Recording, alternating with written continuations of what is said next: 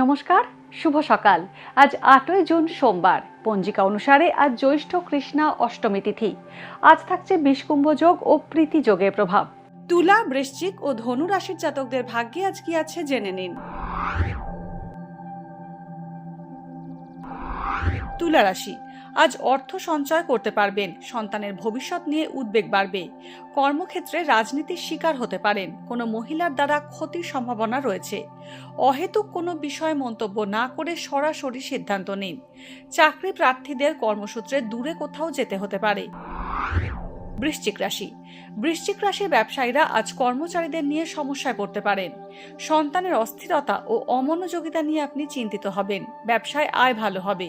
কোনো বন্ধুর কারণে অহেতুক সমস্যায় পড়তে পারেন। অপ্রত্যাশিত ক্ষেত্র থেকে অর্থ প্রাপ্তি হতে পারে। ধনু রাশি, কর্মক্ষেত্রে অতিরিক্ত আয় ও ধন সঞ্চয়ের সুযোগ পাবেন ধনু রাশির জাতকরা।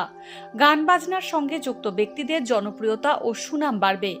আজ সাংসারিক কোনো গুরুত্বপূর্ণ সিদ্ধান্ত না নেওয়াই ভালো। উঁচু স্থান থেকে পড়ে আঘাত পেতে পারেন।